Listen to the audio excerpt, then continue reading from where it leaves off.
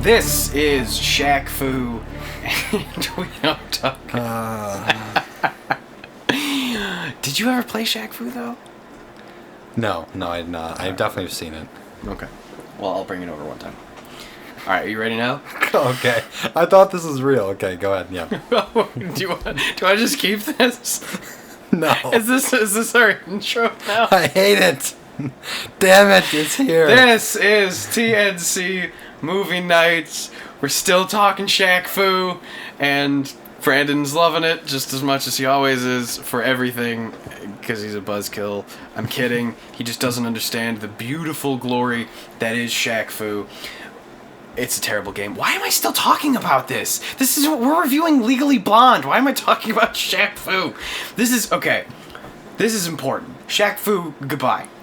We need to talk about Legally Blonde, because we haven't said anything about it to each other on purpose. And we were watching it because... I just hit the microphone, sorry about that. We're watching it because we do movie news, and then lately we've been really liking doing the idea of the anniversary movies. It was the anniversary of Legally Blonde, so we decided to watch it. So I'm very curious to see how you feel about this movie, because I have some pretty strong opinions about it. Big surprise. So how do you feel about this movie? I thought it was great. I really did. I watched my girlfriend yesterday before I left to come back here. This is her favorite movie of all time. Not all time. It's definitely up there. I thought it was going to suck, to be very honest with you. I thought it was going to be super goofy, campy. It's like, oh, a woman's ditzy and she's at school. I've never seen this movie. I've never seen it before yesterday.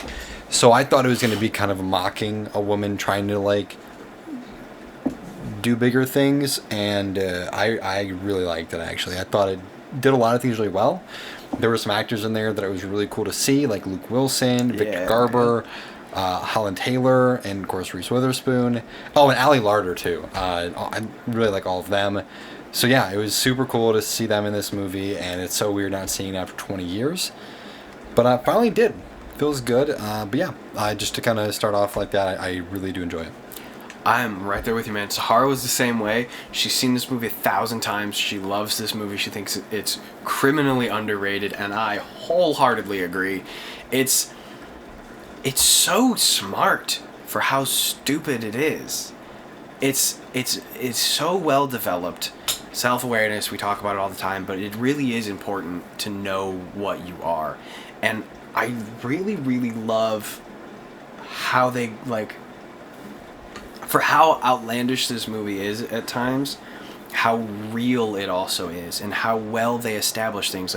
From the jump, when she's looking for dresses, the long established shot of it's this over the top sorority ditzy blonde. Look at this stupid blonde and her stupid friends. Ha ha ha, sorority. This is gonna be that kind of movie. Psych. She's smart. When she's going over the stuff with the dress. And then she's like, so, don't even think about trying to sell it to me for full price, because I know this, and I know that, and I know this, and I know that, and I know this. And it's what a great way to establish, depth to a character immediately, because it's over the top, on purpose at first. And then we see that she is smart, and some people I don't want to say some people, but people it's fashion, so fashion, but that's intelligence. You have to be intelligent to know those things and to remember those things, and it's another way to do that, and it's a really great way to show that she is this nice person, she is this sorority president leader, but that's not all. It's not just a surface level you would see in a lot of movies that were coming around that time and before. We'll get into that when we do breakdowns and stuff like that. There's so much depth to her, and really all of the characters. Even the ones that are dumb have a lot of depth to them, and it's really cool to see people where you're like, yeah, that's a whole person, and that's how people talk, and this is how things would happen. It's really refreshing. Yeah, I really do agree with a lot of those points. It'd be another one of those episodes we agree with a lot of things because we both genuinely enjoyed the movie. One thing I really did like, too, is... something I didn't love at first is they kind of were trying to go on that idea of the only reason she's doing this is to get the man. And it started like that, but then she did it for herself, And you see that at the end, you really see her overcome needing someone else, like just the independence, which really cool, I thought. And it just like really strengthened the character of Elle Woods in the movie, it was just fantastic the way it was done. Yeah, and it was another thing, like when she was doing all the prep for it, she got a 179 on the LSATs out of a 180. Like, she's genius level smart. It was the 90. Sorry, I looked it up. This is the 99.9th percentile for the LSATs, and she has a 4.0. And yeah, it's in fashion merchandise, but it's still a 4.0 in college. And I love the line when she's talking to him, and he's like, "You got into Harvard Law?" And she's like, "What? Like, it's hard?" And one thing Sahara pointed out, which is really genius of this movie, is they show how her looks both benefit her and sort of hinder her in the same way. And it's like a very real representation of like how it's not just the pretty girl gets her way sort of thing. Like the scene when the admission scene when they're all talking about why she should get into Harvard, and it's painted like a bunch of like vaguely creepy old dudes trying to think of a reason why this hot sorority president should get into Harvard. But the way that they did it was talking about all those accolades, how she is like genius level smart, and she does have all these extracurriculars, and she does have this, but it's still kind of surface level, like, but she's hot, like, we gotta get her in, right? And so it's like she gets some of the benefit of things happening her way for her looks throughout the movie, but then also gets like the really crappy parts about it too. And it's not just like, I'm pretty so I get my way. She's just like, she's a whole person. There's complexity there. There's good and there's bad, there's pros and there's cons, and it's not just looks, there's smarts and there's some flaws to her, and she's a whole ass person. And I also really love, actually, before I bring that up, I do want to go off of something you said too. It started off as like a, getting the man back sort of thing, and it became about her. I really, really love that shift that was in the movie, and you see it through all the way to the end. It was, for the whole first half of the movie, it was about finding the love interest, right? I gotta get him back. I have to, be like this, change myself, present myself in a certain way so I can win him back. And then at the end, when her and Luke Wilson are together, it's literally just text across the screen.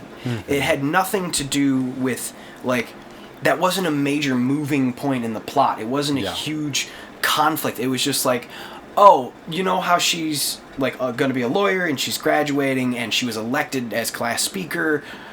She also, like, they're dating now too, and he's going to propose, and it's really cute how they did it. But that's not what matters. It's not that she got the guy. It's just not about that anymore, and that transition is really beautiful. And also, speaking of Luke Wilson, I love how they just made just a dude. He's just a dude. None of the conflict really comes from him. None of the heroism comes from him. Like, he's just a guy. He's just a dude. He's there. He has a law license that comes in handy later, but the conflict doesn't come from him, and the plot progression doesn't really come from him because it doesn't have to, because he's just a nice part of the story. But he doesn't have to do this sort of like savior thing. He's just a cool dude. And Elle, the whole way, like, she was just always nice, always a nice person, to the point of being like oblivious to mean people. And then a couple people were bitchy to her, and then she was maybe like, she had a couple lines back which were pretty funny, but she was never like a mean girl or anything. And even Vivian had like a beautiful character arc to her, and she was like this stuck up bitchy lady, like this, blonde bimbo's not going to steal my man, this idiot coming over trying to take my guy, I'm going to be an awful bitch to her. But then she's also kind of smart, and maybe we could be friends. Oh my god, she's only here because she slept with the professor, I knew it. And then that aha moment of like, oh my god, no, I was wrong, she is just cool. And then they like become friends. Like, that's so much depth there. And even though there was depth and there was some conflict there, the conflict of the movie never came from somewhere that it wasn't supposed to.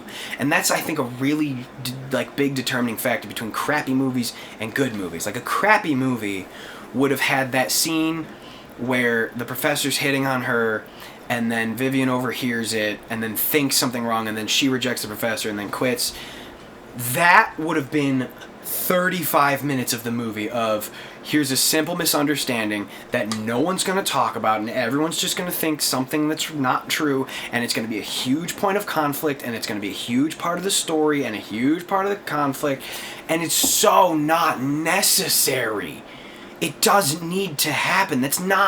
No one cares about that. And so many movies just add in unnecessary conflict that really doesn't have much to do with the plot. And this movie did it beautifully, where it was like 4 minutes, and it was so Vivian can have that aha moment of like, oh my god, I'm such a bitch, I was wrong. And so Elle can have that moment of like, you only brought me here because you wanted to get with me. Like, I'm so much more than that. And it's a nice empowering moment for her, and then she gets to talk to the old professor and her friend. Like, it's everything that happened because of that was important to the story and didn't last a second longer than it needed to. So I really want to give the movie credit for that too. It's just a really good movie.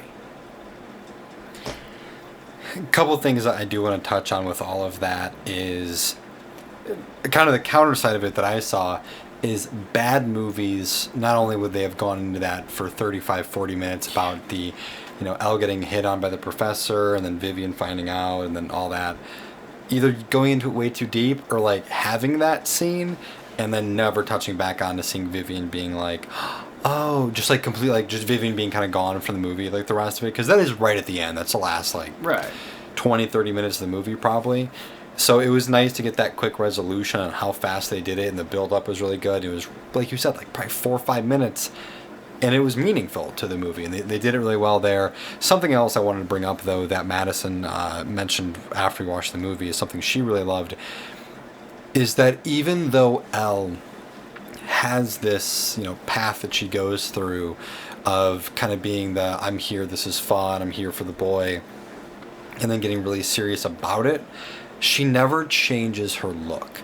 She's always like, at the end of the movie when she's being like a real attorney or defendant, she's not dressed in like full black and a tie. She's coming in all pink everything, and it's just nice to see that she keeps her personality, and it just shows the depth again of the character, which is really cool.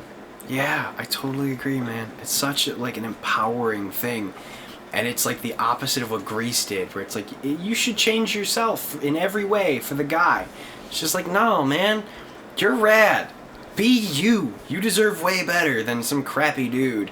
And you just, you focus on you, and you do you the way that you want to do you. And I think that's just cool, man. It's just a good movie. I've been watching some good movies lately. Yeah, we definitely have, and hopefully if Black Widow's our review next week, we'll say, look at that, another good movie. But I do know we have Space Jam 2 coming up soon, so streak will end soon. But that's the 20th anniversary. 20th anniversary of Legally Blonde Review. And it held up so well, too. Oh, it did. I mean, it really did. It really stands the test of time. There's not much that you kind of like, ooh, maybe not. I mean, there are a couple words that are said that we don't really say anymore because we've realized that they're offensive, but like, there's nothing like egregious to it. And there is, okay, so the way that the justice system works in Hollywood is terrible. It's not like that at all. That's not how courtrooms act. That's not how questioning is. That's not, like, so off. But this movie doesn't do it any more than any other movie does. Any movie where there's, like, even good movies, like, I'm gonna put Jessup on the stand, like, you can't handle the truth. Like, that's a big movie moments. That is so not how it works in the courtroom. You never put someone on the stand that you haven't already talked to, where you're just asking questions you already know the answers to. That's not how it works. You don't just get to give a speech to the jury unless it's an opening or closing statement. It has to be in forms of questions, like all of that sort of stuff. Hollywood is just complete bullshit whenever there's a scene in a courtroom, but Like I said, this movie doesn't do it any more than any other Hollywood movie. So if anyone tries to give this movie shit because that's not how courtrooms work, you can't do that in any movie. So just stop. I had to get that out there because I was watching this like, oh man, that's not how court works. But you know what? It never is. There's like 2 scenes in Hollywood that show like somewhat of a proper procedure, and it's because it's boring as hell, and it's not Hollywood, so like that's not a bad thing. But I just wanted to say I saw a lot of like that scene was so stupid. That's not how court works. Shut up. Hollywood doesn't do anything right when it comes to court. So I'm sorry. I'm done ranting. I've talked a lot today. It's all right. It's all right. I want to say it's gonna do it for us today. Yeah. Yeah. Tell the people where they can find us, Brandon. Yeah, you can find us at thenerdchambers.com. Real nice, simple. That's our hub for all things nerdy. Our little network over there. If you want to check out our other shows, we have plenty of other ones over there for different content. Our streams are on there, YouTube videos, all that stuff. And of course, hey, if you want to support us, if you want to support anyone other than Nerd Chambers, you can go and get some merch. Got TNC All Things cards, our card show, and then Alex got the show hoodie back there as well, the Nerd Chambers logo. So again, thank you so much. Go check it out. And 20 years later, how does it hold up? Do you still enjoy Legally Blonde? What do you think? If you haven't seen it somehow, go check it out, then let us know. But until next week, hopefully Black Widow review. We'll see. But we'll see you then. Later.